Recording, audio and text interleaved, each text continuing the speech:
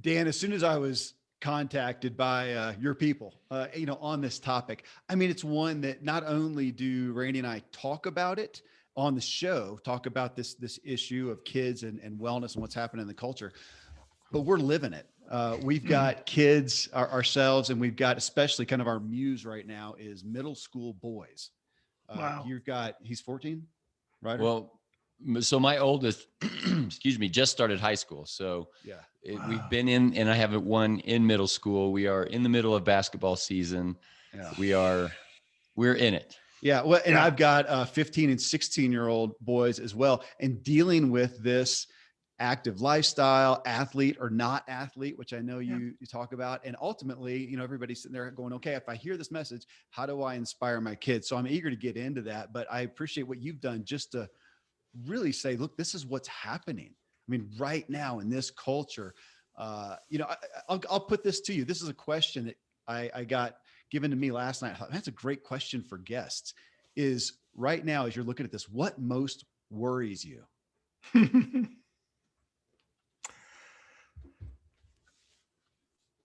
What most worries me is that we are very clearly losing the war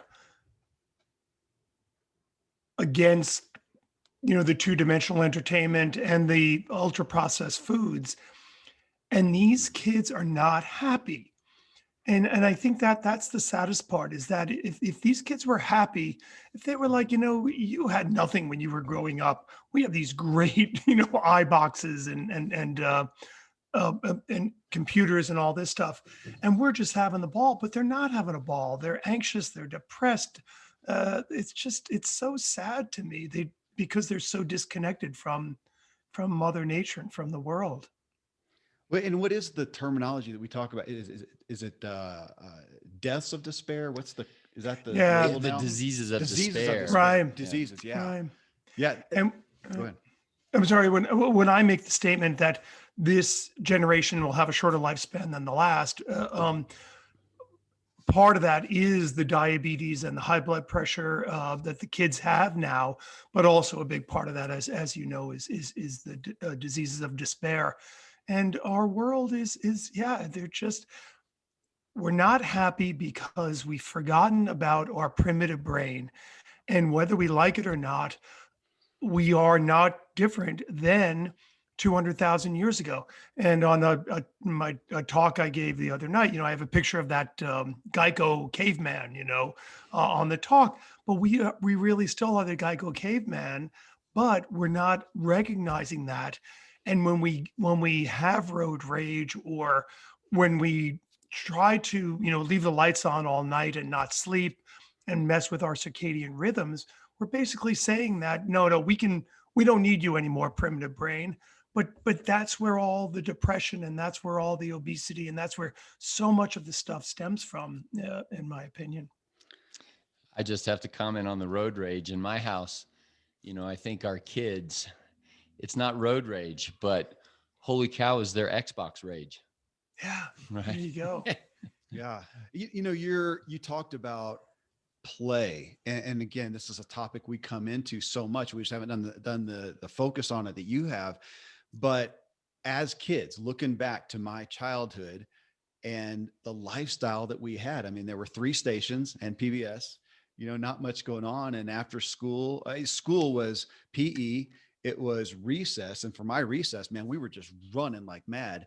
And then afterwards, what is there to do? I mean, I would read. I was a big reader, but ultimately I'd end up out on my bike, and we're building ramps, and we're exploring things. And now, of course, as you talk about, kids to play do not have to get up off of their butt for a quicker, more exciting dopamine hit, I guess.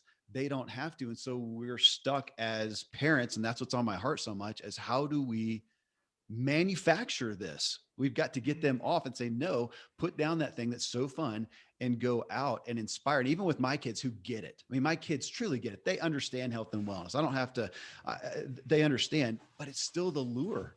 It's right Right. there. Yeah.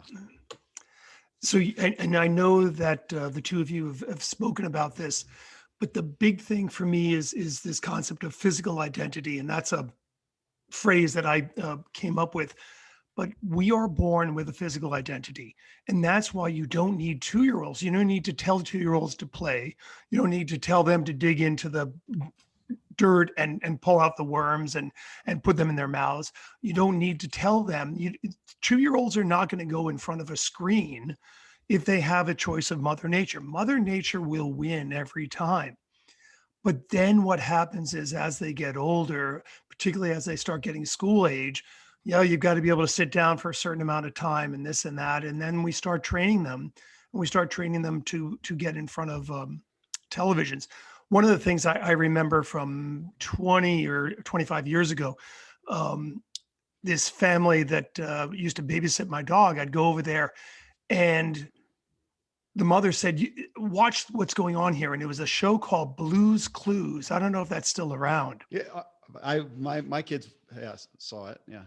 Right. And I guess that Lori, who has a degree in education, thought this was so amazing how it affected her, her child at the time, her young child at the time. And so the kids are getting addicted to this stuff. Sesame Street wasn't around when I was a kid, but Sesame Street was one thing, and that was very educational. But the Blue's Clues thing, I don't know how much education there is in it.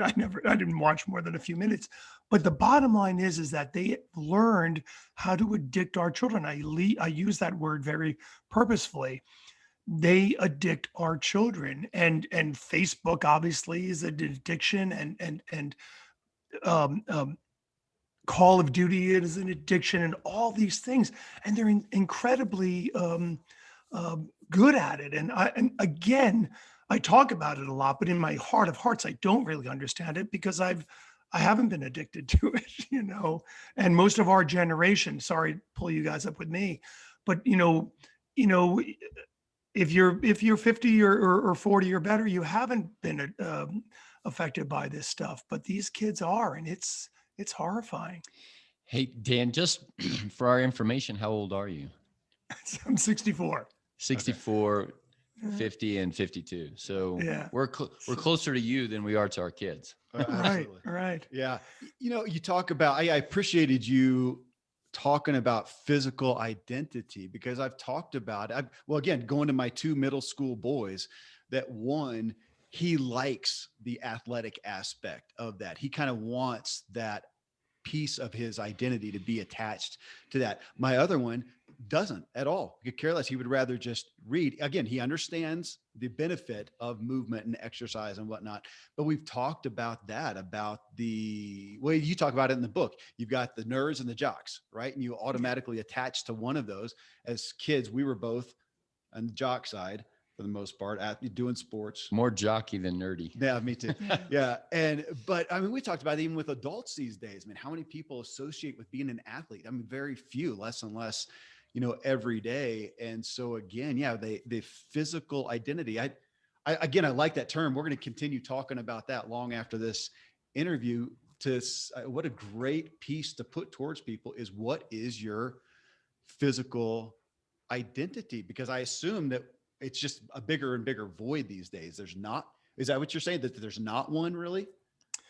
You have one. It's in your genes. It's in that primitive brain, but we pound it out of you, and we don't pound. And the bottom line is that, as you pointed out, your listeners are the 20%, if we want to use the 80-20 rule. Yeah. And so are you guys, and so am I. We are the 20%. We've never lost our physical identity, and your kids have not lost their physical identity. However, a big chunk of our population has. And that's why when I was listening to your earlier conversation talking about athletic identity, and Britt Brewer, I talk about this in my book, kind of made that term popular. And what's the other big problem that we're getting into, besides the kids losing their physical identity, is at the age of 7, they start identifying as athlete and non-athlete. So by the age of 7, if your child has lost their physical identity, if they're identifying as a non-athlete, they're screwed. in the 21st century. They've got big problems because they're going down the road of video games and bad food, and it's the saddest thing in the world to me. And that's what I wanted to ask you about, is to kind of outline. I mean, right at the beginning of your book and your information, you talk about, we've got American children, 30% overweight, 20% in the obese category, 25% diabetes or pre-diabetes, and then the increase in, depression, stress, anxiety at record levels. What is the, because I think as a culture and as parents, we just, they point off, kids are addicted to the screens, that's all they want to do. And we just kind of push it off, and we figure, if they're also smart, they're learning these things, they can do great on the computers, they're going to go off and get jobs or whatever. But what is the cost that you would say, guys, you're not getting it. You're not understanding what the true cost is now, and it is projected to be out here as a result of this. Yeah, the true cost is billions and billions of dollars in healthcare, and billions of dollars in mental health care, because these kids are suffering. And the other point I make is, when I was a kid and we would steal cigarettes from our parents because they all smoked, we were going to get sick from cigarettes in our 50s and 60s and 70s. These kids are sick now, and we're not doing anything about it. And the other really depressing thing that I talk about in the book is, I think that this generation is lost. And I think that my wife's a seventh grade teacher. I think our middle schoolers and high schoolers, I think that they're gone, and we can't, they are addicted. And when you are an obese person, and you guys know this very well, and you try to lose weight, you try to lose 100 pounds, 200 pounds. I'm seeing a guy next week, 448 pounds. Just, you're right. Exactly. Well, it's an astronomical amount of weight. It might be the biggest guy I've ever seen. For those people to lose weight, it is an avocation for them. Just like with your bike racing and such, it becomes an avocation. It is something that they have to put an enormous amount of energy and time into to keep that weight down, and watch their diet like hawks. And what's my exercise today? I mean, it's a really hard thing to do. And to ask your middle schooler to stop being addicted. And this kid's picture was on the front page of the Sunday Times a couple of weeks ago, because they were, sort of saying that COVID has made it worse. But this kid was already addicted a year ago to his, and now it's just gotten worse with COVID because he never ever leaves the house. But to try to get them off that is a huge task. It's not like losing 300 pounds, but it's a huge task. My feeling is, we've got to go into our school systems now and get the kindergartners, and then make sure they get physical education every day. They don't lose their physical identity. And then next year, when they're first graders, now we've got kindergarten and first grade. And then next year we've got second and first in kindergarten, and slowly build that up. So literally in 20 years, we're going to have a population of people that are much healthier and have not lost their physical identity. And hopefully we can flip that 80-20 scale around.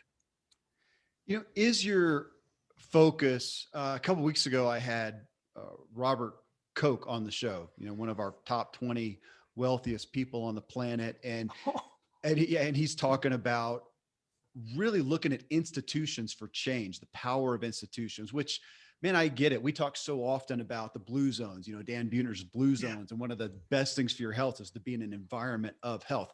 So here you are talking about the institutions of education primarily. And I know you're focused to make PE, year around.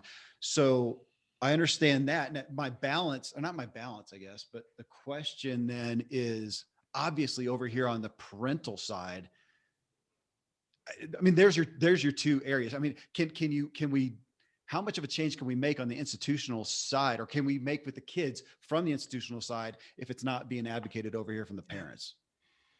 Can I put a corollary Please. on there, Dan? So I did notice in your book, and I'm not sure how to say his name, Dr. Rady, the Harvard psychiatrist. Yeah, John Rady. Yeah. Rady. And so that book was very influential to me Yeah. in 13, 14, 15, somewhere back there, connecting. So in my own home and family, there was an impact, but back then he was saying, okay, let's look at this school system. And in my mind, I'm like, okay, well it's proven. And then the La Sierra High School, and it's proven. So now we're back to the institutional and parental question. The data is there. There's no doubt. So why are we still pulling back on PE within the system when the data, which is what the system is built to run off of, is it? I'm confused. And in my home, I can institute a rule, but then they go to school, and again, we're in the middle of it. And part of my COVID awareness for my teenagers is, as a parent, I was also not relying on, but I enjoyed the fact that the school had parameters, and forever it was structure that it was structure. That's the better word. Yeah. Fall sport, winter sport, spring sport. There was never not a sport. And then for 18 months, my kid had school and then nothing. And unless I came in and gave him a chore or said, go outside, and then I'm the enforcer and the problem in his mind. So, well, I got off onto COVID there. I'm going to put the question back to you. So the data is there. You're at a national level now talking to people. What's the resistance? Well, I love it just seems so easy. Why? I love that. I love the fact that you said that, because right, with Rady's book was was, you would think, a game changer to a large extent, because and the other study that I point to in the book was 2013. So this data was all coming out. So we would be so then my theory was, well, in all politics is local, right? So unless you do it in your home district, people aren't going to believe it. People aren't going to believe the data from Naperville, Illinois, right? So we started a little program at one of the elementary schools here. And I was talking on the phone with Charlie Bash, who's a big public health guy down in Columbia. And I said to Charlie, I said, yeah, Charlie, I said, we're, running a little study at our, he was going to reach through the phone and throttle me, because exactly what you just said. He says, we don't need any more data. Stop with the studies. It's over. We got the data. There's no question what's going on. So thank you for saying that. There is no question. Nobody can argue with this. It's climate change. We have the data. Now, what are we going to do about it? What we're going to do about it is work through the school system, because, like it or not, parents, you have abdicated your duties in this case. And I don't blame you entirely for that. You were fighting against something that you had no business fighting. You got in the ring with Ali in his prime. You had no chance in this fight. And we had Christmas dinner here a number of years ago. And it turns out my nephew came with an attitude, and I wasn't ready for it. So when I told him to take his hat off before dinner, there was a fight. And I didn't see it coming. And all of a sudden, I'm like, what? We're fighting about a hat.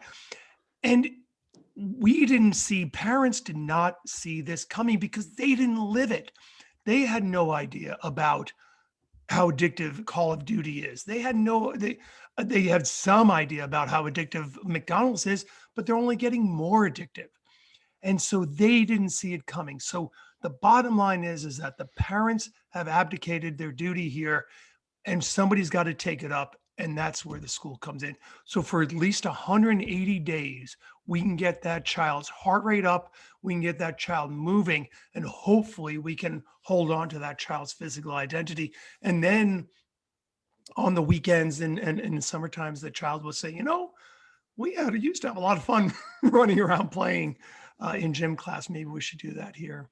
It's interesting too, as I think about it, as we look at the institution of education. And we're in my family with my kids. We've done everything. We've done homeschool. We've done private school. We've done part-time school. We just flip around according to the season and what's going on, what we want to try.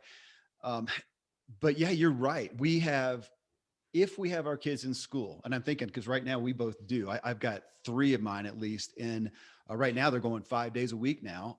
Nice. And so I took them in, we leave the house at 7:15, drive down and drop them off a little after 7:30, pick them up at 3. Now, thank goodness, most of my kids are involved. They're going to go to dance, gymnastics, or running or whatever. But even from a time standpoint, if I'm going to put my kids in public school, there's so little time, especially if you've got some things happening after school before dinner happens and whatnot, to even have them do a physical activity if it's not happening at school. So it does draw me to where your focus is, of focusing on the institution. But then if the place is a place for academia, for learning, we all know that, start off in the morning with your exercise and you increase your BDNF. Why wouldn't the school do that? Even the high school, to say, okay, homeroom class, we're going to do 15 minutes of calisthenics just to get the brain running well. But with the little ones, how often does this happen? This happens at my house. Every once in a while, it'll be a Saturday. The kids are there. We've had a lazy morning and they're just kind of jumping off the walls. And it occurs to me, oh my gosh, go outside, get on the trampoline, because you guys are exerting this energy. What would the behavior change, even of the kids, to start off the morning, especially for the lower age kids, start off the morning with that exercise? It makes me think, as a parent, am I better off to get them up even earlier? And for 15 minutes, we're going to do a HIIT workout so that they're smarter and better behaved at school. That would be something they'd be talking about as adults. Yeah. My father.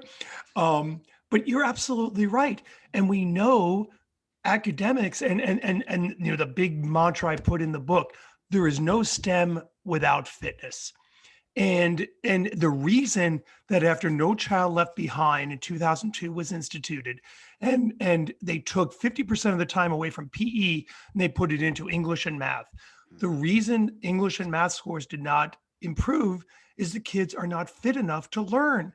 They're not fit enough to learn math. That's why we're still down with Croatia and 37th in the world in math knowledge. The kids are not fit enough. They don't have that. Their bellies are full of horrible food and Pop-Tarts and whatever they've had for breakfast. And that was one of the things we did at our local school. We had the gym teacher or somebody coming in early and getting their heart rates up. And so that way, like you say, boom, they're ready to go. They're ready to learn. Yeah, their capacity. I mean, that's a word I was just going to go to the brain's resilience, the brain's capacity to actually learn.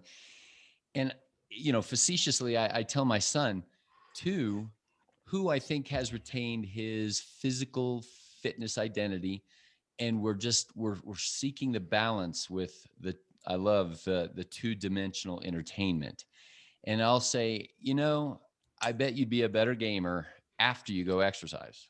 And I think you really would, if you truly valued what, his thing is Destiny, and as opposed to Call of Duty or whatever it is that they're playing these days. Yeah. And so we facetiously say that, but I'm writing all kinds of boxes in, my to-do boxes of things to do. And one of those is the morning HIIT side of things. Is now that schools are starting later because of COVID, we've got the time. I'm thinking about it too. I mean, I was saying it kind of facetiously, but as I say it, why not? Why? Oh, well, 10 minutes, 10 minutes of a HIIT, burpee, whatever that they're going to do. By definition, like you say, we have the data, and you've contributed to more data. We have another national level smart guy saying we have the data, and but I have abdicated I'm also thinking of my kid, 20 years from now, going to a counselor saying my dad made me do burpees in the morning.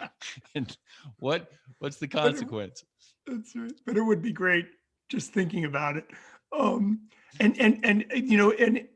the other, I mean, there's so many, examples, but what's the one thing to stave off Alzheimer's? And you guys, again, are a bit behind me on this one, but this is something that I think about, probably too often. And the one thing we know is not Sudokus, and it's not crossword puzzles, and it's not learning the piano, although that's a good one. but it's the exercise, and so why, if it works for 70-year-olds, it would make sense that it work for 7-year-olds. I mean, we don't have to keep reinventing the wheel here. We have so much data, and you look at your puppy dogs, their lives are so much better if they've had a good run, right? I mean, this is not magic, which This is is why I make a big deal about the octopus. Yeah.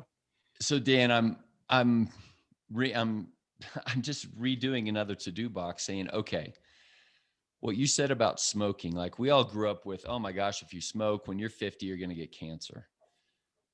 But right now, we have the evidence that if I don't, as a father, institute a line, a structure of when you can play, when you cannot play, what these lines are, then I'm sending my kid down a pathway of increasing likelihood of illness at 18, of right now. And why would I expect my 10, 13, or 15-year-old to be able to institute their own structure when, like you said, Blue's Clues was designed to get your eyes on the screen? Mhm. There's smart people behind this. And we talked about social dilemma and childhood 2.0 and all of these. The data is there. There's no doubt about it. The addictiveness is there. So I am morally obligated, much to my daunted, intrepid, I'm worried about the conversation over dinner tonight, is to say, I have to pull the plug. I have to. Yeah.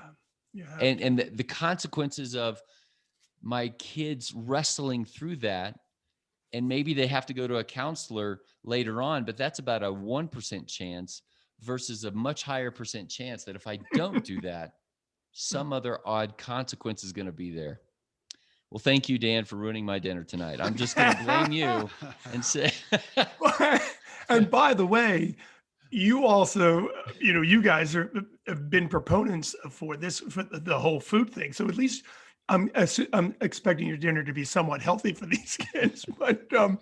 but the other thing is, right, you've got to give them the healthy dinner. The other thing that you touched on was, and I hesitated, but I still did, getting myself in trouble mentioning this concept of cooperation, and that these kids need to play to learn how to do things, and flexibility and cooperation. And the people in Washington are probably older, they wouldn't fall into that category, but there's, maybe if they got more exercise, there'd be more cooperation and they'd pick sides for ball games. And but it really is, there's so much that play gives the kids, that it's just like you say, yeah, it's they've got to experience it. Well, it's drawn me. Well, actually, it's been Randy's example. So I was a pro athlete, and I really got kind of burnt out with my experience there. Kind of the self focus and narcissism of the elite sport that I was in, and so I had my first set of kids, at least, and I just didn't advocate sports. Organized sports. I didn't. Now, we did a lot of we had an active family, active lifestyle, but it was seeing his kids. It really brought me back into advocating my kids to get into organized sports, because of, you said, cooperation, and just, man, the overcoming that they experience in that. It's made me more of an advocate as a parent to have your kid, in a sport. And back to what you're talking about now, if we can't rely on the school structure to be doing PE, to be having them active at recess, or even doing recess or whatnot, then the next step is, what can we do structured on the other side, whether it's a sport. So like, to take my one kid he's just not competitive. He doesn't care or whatever. Well, I've got a kid in gymnastics right now, and she's not thinking of being competitive. It's just improving. So maybe this kid, I should get into karate as a discipline, not as an athletic thing, not as a sport, not as a competition, but it's something where he's going to go, I'm going to drop him off. He's going to have structure, and it's going to be a discipline, because it is, when you talk about correlation, and I do talk to my kids about this. I see the bookshelf behind, here's mine of all the people, now including you, that I've had on shows. I've had, over 150 of these world leaders and influencers, and I've yet to find one, when I talk to them about their healthy habits and we hit on the physical side, and they go, nah, 100%, That's a waste of time. 100% sedentary. I haven't found one. I've got some Right. that have said, man, I really struggle with it.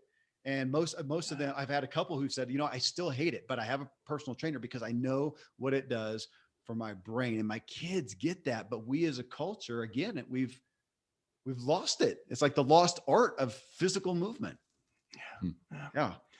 And I know you guys have talked about this, but our brains are built for our bodies, right? It's not the other way around. Our brains are built so we can use these incredible hands and then these big buttock muscles to run over the savannah and this and that. And so we have to move our bodies and engage our bodies in order to get those neurons firing and getting back to our brain. And right, and if we don't do that, things are just not going to work well. And so you have to have the movement. Again, it gets back to that primitive brain concept. We absolutely have to have that, and we dumb it down to 10,000 steps. But really, we were doing twice that, as hunter gatherers, and that's how we have evolved, and that's where we are now.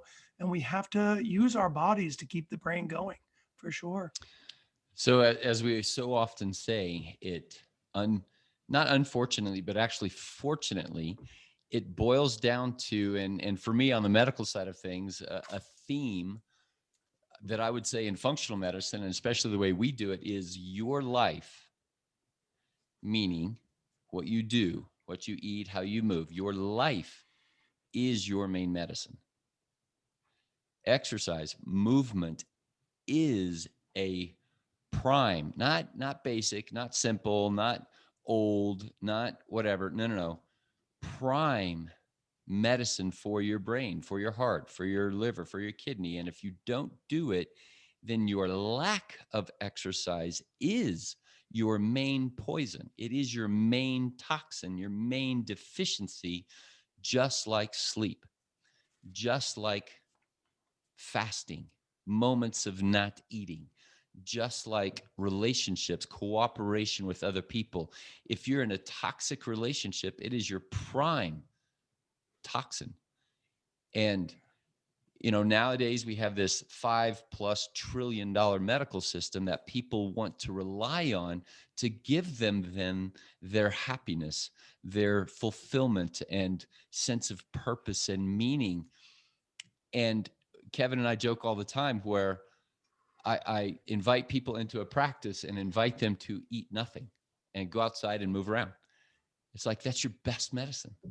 And only now is part of that $5 trillion system figuring out the actual elegant, mysterious science behind it all. And that's your blending of the social and the hard sciences, is to say, yeah, the hard sciences are way behind in proving this, but we're getting there. And like you said, the data is there. We don't need to wonder if exercise is a requirement. Well, I want to ask you to unpack that, though. You just talking about the hard and the soft, because you guys are talking medicalese stuff. So for the layman's terms, unpack that real quick, Dan. Well, I like the fact that you don't pull punches. And one of the promises I made in the book was not to pull any punches. Using words like addiction and using words like toxin, I think is not hyperbolic. I think that's really, key, that this stuff is not optional. This is really bad for you. This is bad for your health. And I almost feel like as a society, maybe we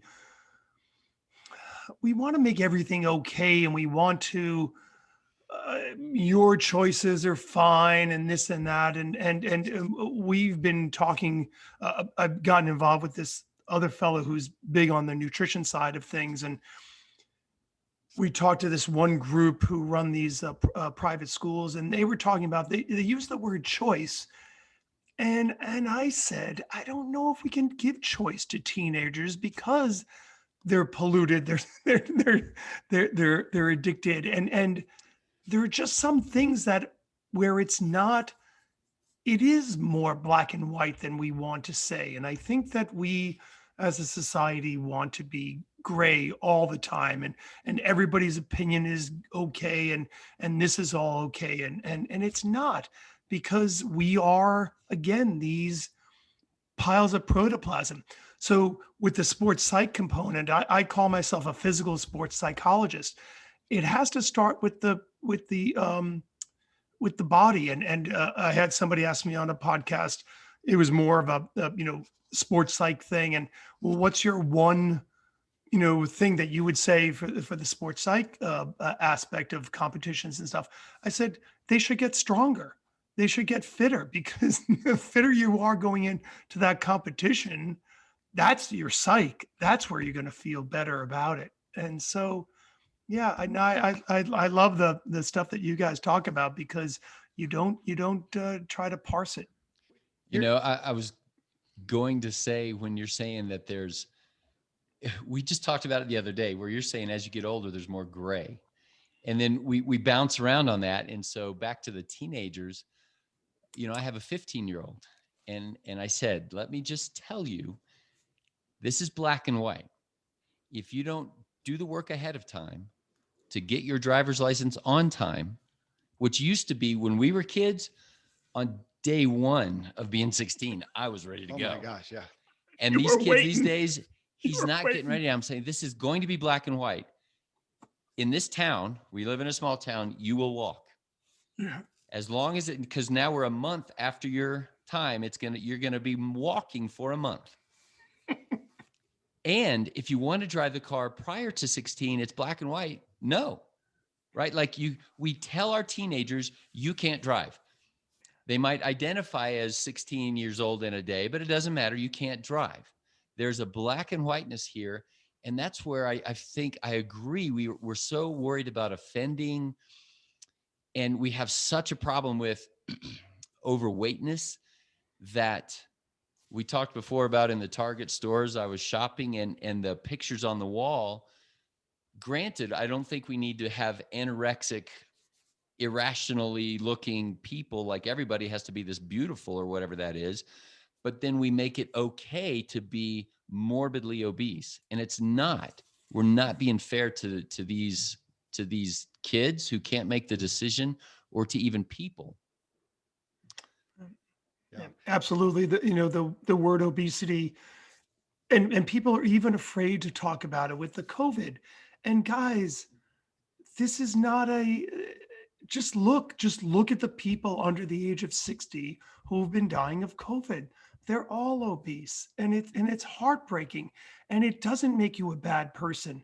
It's something that we have done to you as a society.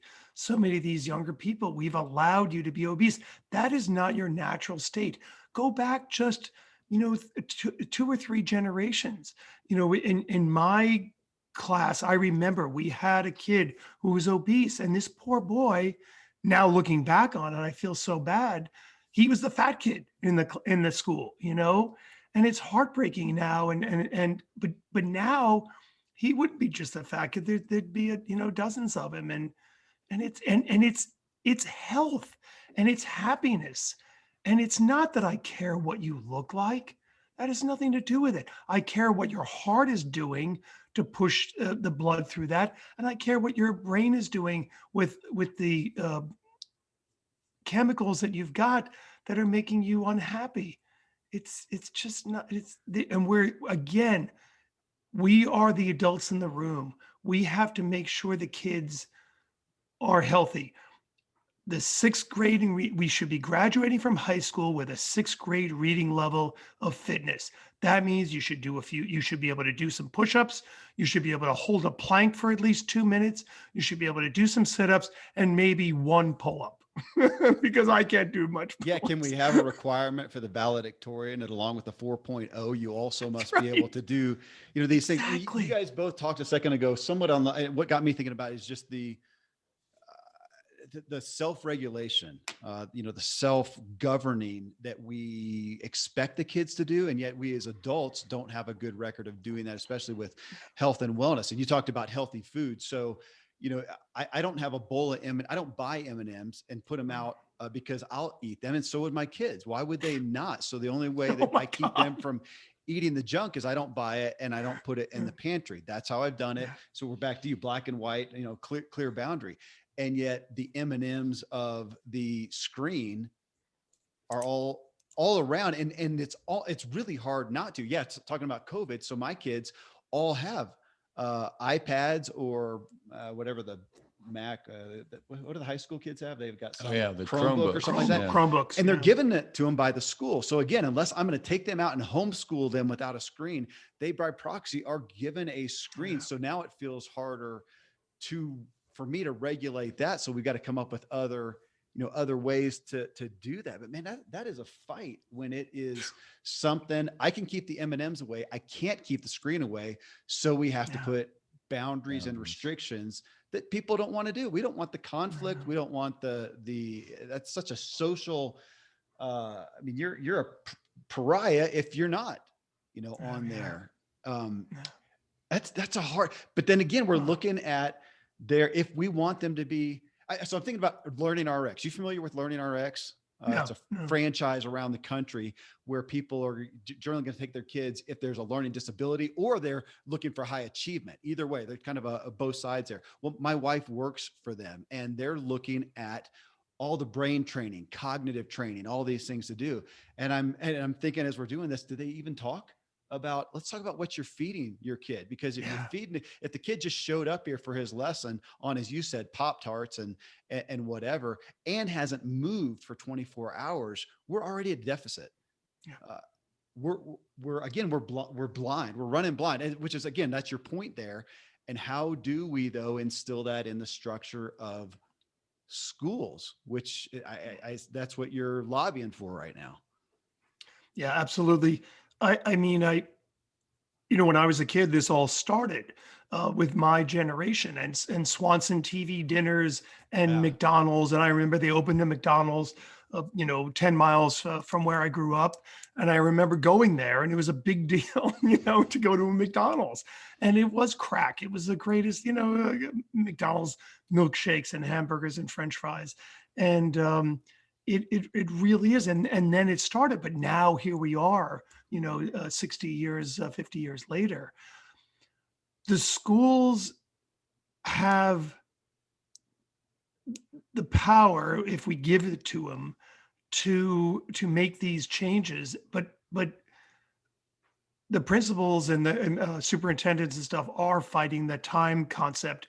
And the school has to have time for the DARE program. The school has to have time. And I don't want to get in fights with art teachers and music teachers because I know how important that is. But in point of fact, Yo-Yo Ma, like you point out, has some level of fitness. Otherwise, he couldn't do what he does, musically. And so we've got to start when the principals and the teachers sit down to make a curriculum. They've got to start with, okay, where the kid's going to run around in the morning. We'll get the kids here early, run around for 15 minutes. Okay, now they go to classes. Okay, now it's 11 o'clock. Now they go to, gym class, or it's 10:30, they go to gym class. Then they have another class, and then they go to lunch, and they have recess. They have to really put that. California in 1866 legislated 2 exercise periods a day for school children. 1866. How many of these kids, were watching TV in 1866, and eating French fries? Yet they knew the importance of revving these kids' hearts up twice a day to get them to learn anything. That was California. They're always ahead of the game, Have any studies been done, Dan, in a formal education environment where they've taken kids and without changing the curriculum have just focused on, food and exercise? Because if it did, I would have to say that they were going to come out with higher grades. It's not even close. It would be easy to do. There have been some schools, as you know, that have done it. And Rady talks about this in his book. Why hasn't every school said, hold it? If they can do it, why don't we do it? And you don't need the money. I think that because one of the schools that did it was this school up in Saskatchewan, and this poor ADHD, school of last resort, and they did it. They got the kids exercising. So again, as we keep saying, the data is there. there just seems to be this inertia on the part of us as adults. And that's why I talked to the PTA the other night, and I'm talking to the school board, next week, and I'll talk to anybody. But there's just this inertia. And because I think we just don't believe it, because we don't understand it. We Yeah. don't believe how addictive that video game and that Facebook and that computer time with our boyfriends and girlfriends is. Do you get pushback from the educational institutes? Some of them feeling like, hey, we are here for academia. And while we agree with you on this food and exercise stuff, that should be the parent's responsibility. Is there ever that perspective? Not as much as you would think. They know it. Everybody knows this. And it's not just in America. Everybody knows this around in all the Western countries. Everybody sees what the kids are doing and not doing compared to, 50 years ago. And yet when the time comes for big change, we just seem to be incapable of doing that. And I mean, we saw that sadly in the last year. All right, wear a mask. Well, you can't tell me not to wear a mask, that I have to wear a mask. Really?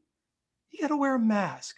And my example where I live is that if you said to these people 70 years ago, turn off your lights because the Germans are out there, would they say no? The greatest generation didn't say, no way, we're not turning off the lights. Screw you. Nobody can tell me I'm an American. They turned off their lights, and the Germans, and most people didn't get bombed. And I just don't understand it. And so, right, we have all this data. We know these kids are sick. We know a solution. We just can't seem to make it happen. And that, to me, and maybe I'm going too far afield now, that to me seems like the new America. And when JFK and Eisenhower saw this happening, they made changes, and it didn't stick, but they saw the problem, and there was a groundswell. But now we can't even get people to wear masks, So where is your, I mean, granted, so this is where your effort is. Yeah. You are making this effort, this initiative to educate and to motivate these educational institutions to instill this. Where is your, I can ask, where is your primary hope in that? Great. Thank you. This has to be a call to action. So we are introducing legislature in the New Hampshire House this autumn to get this done, and it's going to get shot down.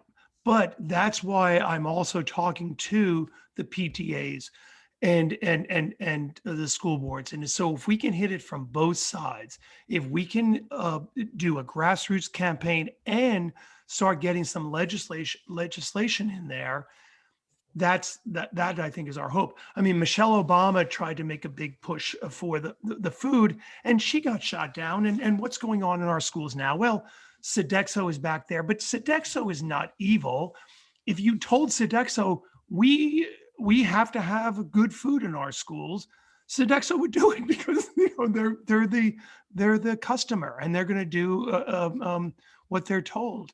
So we have to. It's a call to action. And one of the things I have on my website, survivalofthefit.net, are downloadable letters that I've written that you just fill in your school, your teacher, or your governor, or whatever. But you can download these and personalize them and send it to all these people. And with the hope that if we just get enough people and we get this out there, because again, despite all the data, the word has not gotten out there that this is not optional. This is not gray. This is black and white, and our kids are suffering because we can't seem to make the move. And Dr. James, you'll appreciate this. I guarantee you in 10 years, they're going to look up and say, our electronic medical records are not working. We've got to get them so they all talk to each other. And that is going to cost billions and billions, right? but that's going to happen. Well, if we had just done it 10 years ago, where everybody knew what the concept of electronic medical records were, but we couldn't pull that off as a nation. And instead, whereas Singapore and these other people have been able to do it, we couldn't do it. I feel like now, if we don't do something 25 years ago, finally the bell is going to ring, and that generation is finally going to say, we've been given a mess again by the baby boomers and we've got to do something. And then the legislation is going to be flying. So here we are in the middle of it. And another consequence with, maybe it's Sodexo or whoever else, but our local school system, because of the subsidy system, because of the unimaginable complexity behind the scenes, it's free lunches. And I think, I talked with your boys about it the other day. So I have put a lot of work and effort into trying to teach my kids, eat this, don't eat that, whatever. But then he goes to school and it's a free lunch, and it's not broccoli. Right. It is. That's it. The worst of the acceptable, RDA of vitamins and minerals and whatever, but it's a dried up pizza, I was hamburger. saying none of it, according to Michael Pollan food rules. There's no food there. There's enough food to sustain life, but not sustain a brain that's gonna be happy and learn Vibrant, well and to have capacity and function. And that's where I think that, like you're saying, we are years away from people finally going, oh my gosh, let's quit smoking. Let's actually start doing exercise and paying attention to the kind and quality of nutrients that are going into the schools. We have to.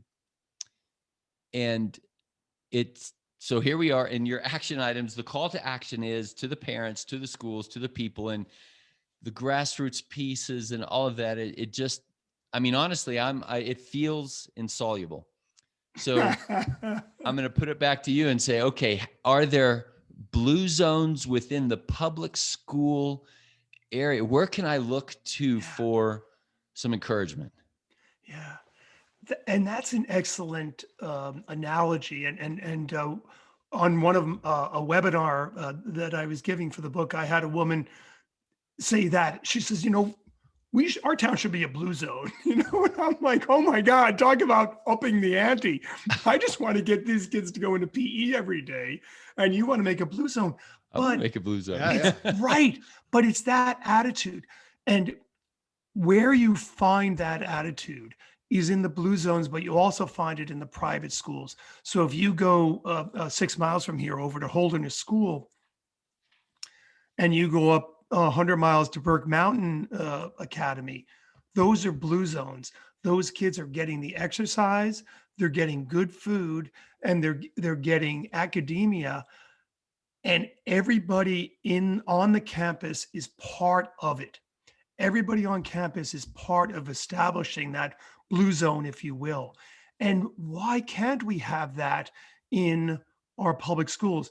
I think it was Roger Angel, some famous writer, at the beginning of his career. He went and he was in private school, and he interviewed Fiel, I can't say his name, LaGuardia, the old New York City mayor. This was back in the 20s or 30s.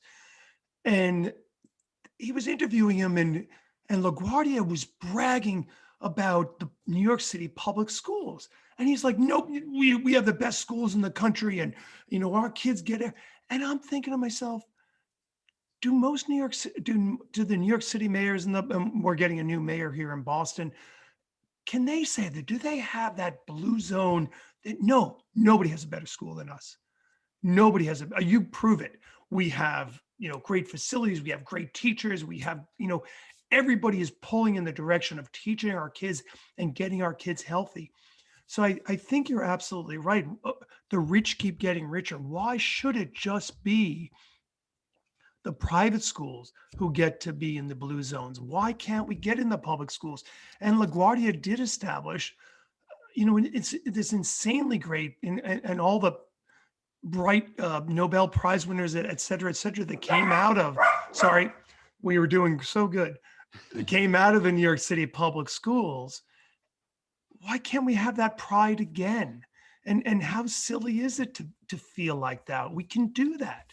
We can do that as Americans and as Irish and as British and French and Chinese. We can do all that stuff, but we just don't seem to want to anymore.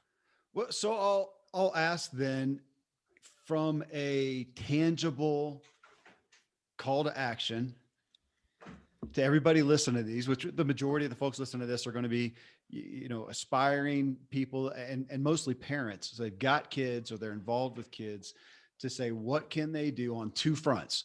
One is, what would be a first, again, call to action or action step on the advocating towards these educational institutions that our kids are in, and then stepping aside from them and go, okay, we're going to try to do all we can to get things to happen there. But then outside of that, what would be your primary to-do list for the parents towards their kids? Number one, physical education every day for kindergartners, and next year for first graders, and it's just in the curriculum. And you know what, teachers and principals, figure it out. Don't tell me there's not enough time, just figure it out.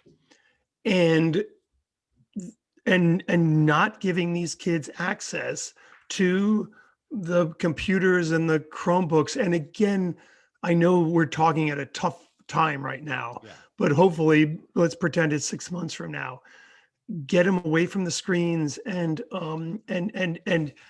want to start that small, because I know that to get and I think you guys were talking about it on one of your other podcasts.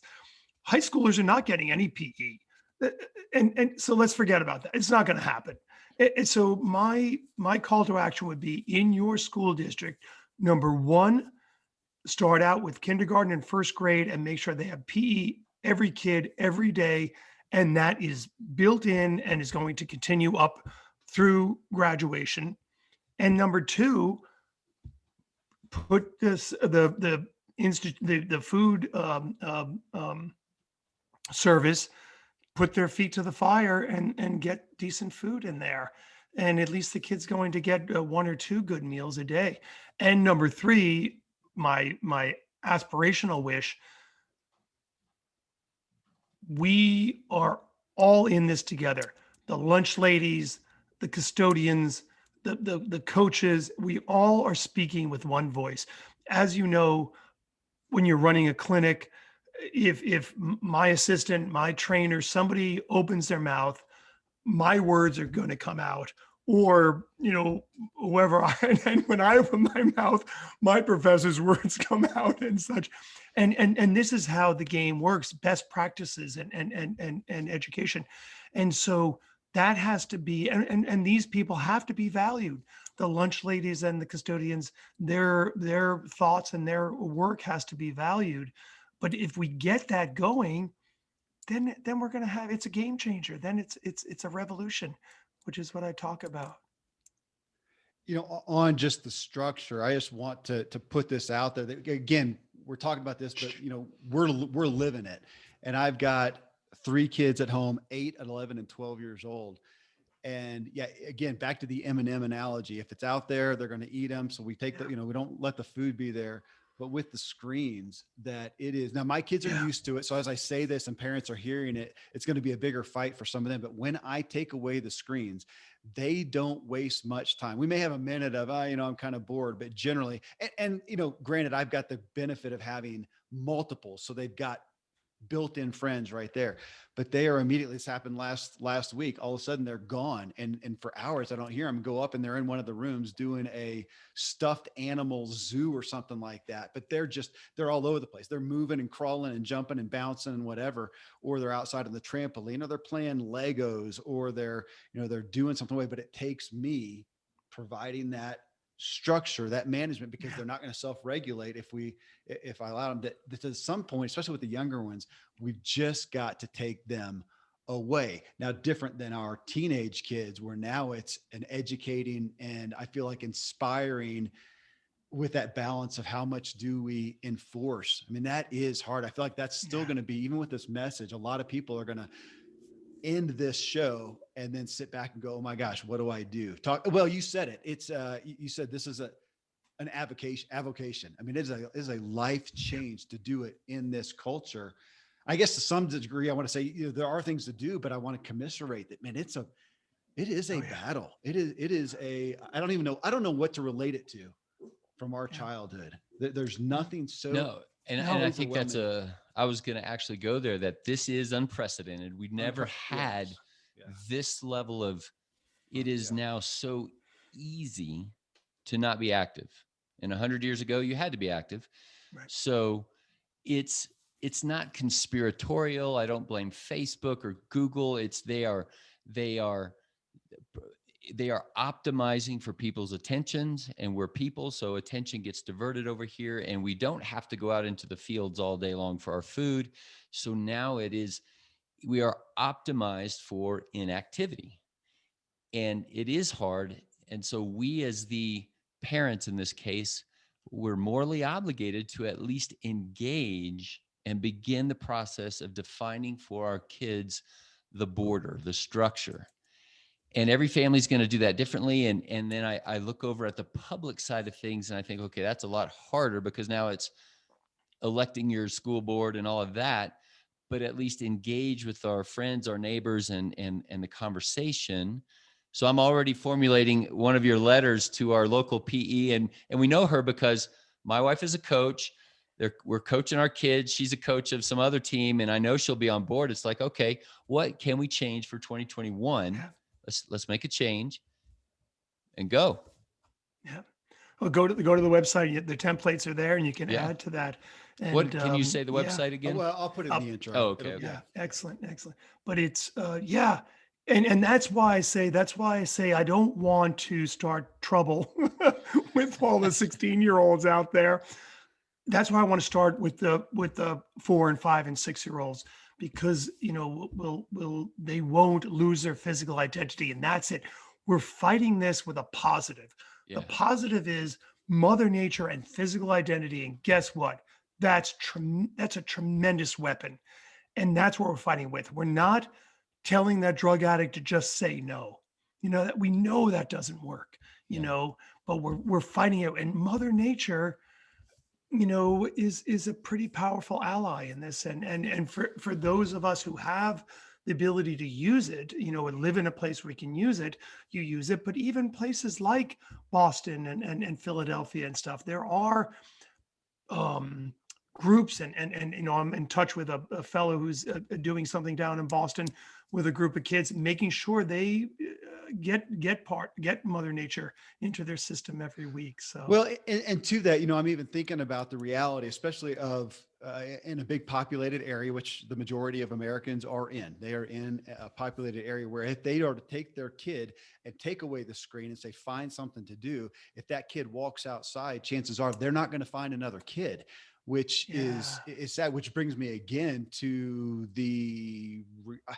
maybe the necessity of an investment to get your kid in some kind of a formal, again, sport, or karate or gymnastics, whatever, something that's going to foster that. I mean, in this, when you come back to what your effort is here, and you mentioned before the healthcare, well, you did the healthcare system. That's what we're looking at. I mean, again, we're right at, now we've hit 5 trillion or so. I mean, we're in something that's untenable. I mean, we're at 5 years, 10 years. I mean, this is not working out. Something's going to hit. Yeah. And it feels like they would be inviting you to the White House right now and say, man, this is the only hope we've got. If we don't get these kids understanding health and investing in their health, it's a diabolical train wreck. So this isn't I don't see you in some altruistic position. They need to put you in the White House. Seriously, but where's it going to go? This is happening. It's back to the unprecedented thing. This is unprecedented, and it is an absolute train wreck. And as you said, though, people aren't believing it, but we're seeing this, the data's there. It is. It's hard not to. It's to put. It's hard not to despair. It is. And it is. Yeah. Because it feels insoluble. And I think that's partly why people say, it's insoluble. Let's just find what's new on Netflix. So my inspiration is I'm motivating myself. No, I got it. I figured it out. So tomorrow morning, tomorrow's Saturday. Okay. On the weekdays, let's take next Monday morning, let's take all the kids' computers and stuff and bring them with us to work. And when they get the call from the kids going, it's right here. Just come get it. Just walk over here and come just get hike it. down and come That'll get be it. your first 15 minutes of exercise. There you go. There you go. That's one way to do it. But But that is at where the end of the day, even, watching our kids growing up, and I feel like I had more fun. I feel like my friends and I remember very well one of my patients, this kid, fun kid, and he wanted to do something. His uncle had a house somewhere, and he says, I can't get any of my lame ass friends to go and do this. And I was like, when I was a kid, man, if you had something like that, somebody said my uncle has a house wherever, I'm there. We're going. And it's so funny. The kids aren't having as much fun. Well, you're back to your diseases of despair. That I see that too, that without having an interest, there was a meme that's been going around, man, I probably got it on one of the computers, but it's ultimately saying, we're not going to experience the next great painter because he's never going to pick up a brush or a pen and doodle. We're not going to find the next scientist because they're not going to go experiment. And I'm back to you. Yeah. When we were kids, we didn't have anything else to do. And so we went and played, or we found an interest. I was recently reading Matthew McConaughey's new book, Green Lights. That's everybody's reading. Somebody got it for me. And I read part of it. And he talks about this summer where he's had nothing else to do. And he got the idea and he got access, actually stole a bunch of lumber, but he went and built a treehouse. Sure. I mean, and that's what exactly I think we do. And that was the joy of that. I appreciate you pulling that out, that it was just more fun because it was this is something that I keep coming back to. We had a deeper fun, a deeper, so the kids can pick up the phone and get that, like Simon Sinek has gotten so famous, get that quick dopamine hit, but it's really shallow. It's really quick, but it's really shallow. And over here, they're missing out on the deeper joy, the deeper fulfillment. And I do too. I agree. We had more fun. I think my generation, we had more fun than I'm seeing the kids have right now at the altar of the screens. Yeah. I think that's I'm voting you into the White House at some level if I can. But I appreciate you coming, obviously doing the work, doing what you're doing, but I am eager to advocate for what you're doing and join that, because I didn't think about it. I was just thinking about kids and the lack of health. I wasn't thinking about, and now my mind's on that this is I don't know what hope there is to not have in 5 years, the 5 trillion be 10 trillion. And how are we going to foot that bill unless we come back and deal with the kids? So not only is this matter for my kid, it matters for all of our livelihood, because this isn't something that's going to be, I don't think, come to fruition. That the $1 trillion, it's going to happen in our lifetime still. I mean, something's going to hit, something's going to change and affect us all, maybe to the degree that COVID has at this point. Yeah. There is a sense of convergence with a worldwide communication system, a worldwide pandemic, a worldwide, everything's coming together, and the speed at which the cost and the money is happening. You're right. I think there's going to be a, big kind of things happening, a reckoning. Yeah. And so I'm motivated and convicted. You've got 2 converts here. Dr. And, I love it. I love see it. how many thousands we 2 at a time through the audience. Hey, again, thank you for what you do. Thank you for giving us your time and educating us here. Yeah, it's great. It was my pleasure. And I was really excited for this conversation, listening to some of your other conversations. And so I was like, I knew it would be a fun hour for sure. It was good. Thank you so much. All right, guys. Thanks. Have a great weekend. Hey, well, actually, I just stopped the recording there, but thank you. I've got, sometimes I forget, did I have your personal email, or were we contacted through? Let me give it to you. It's DF, F is in Frank, DF O'Neill, ONEILL, MD @gmail.com.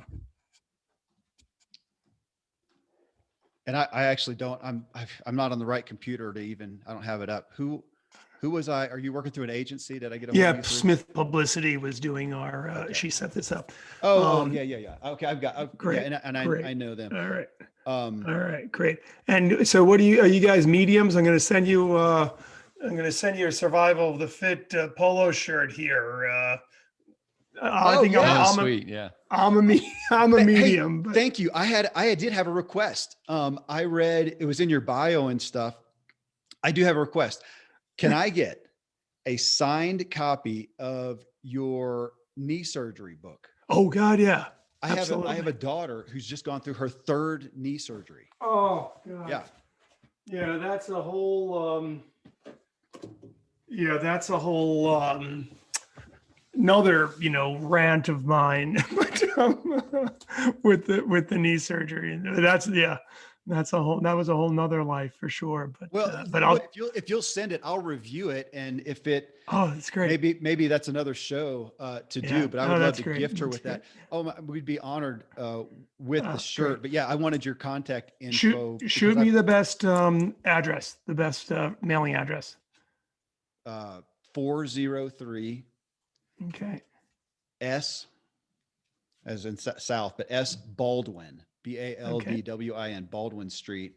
Okay. And that's Woodland Park, Colorado, 80863. Great. All right. Well, I'll get literally, that. I'll review it, and maybe that's another show. But yeah, I want to Super. stay in Yeah, contact I with mean, you. that show would be, but again, I don't know if I would be adding anything new. The fact that we're wrecking a lot of these kids, and I mentioned Burke Mountain Academy. I was the team doctor up there for many years, and these kids are coming out after 3 knee surgeries, and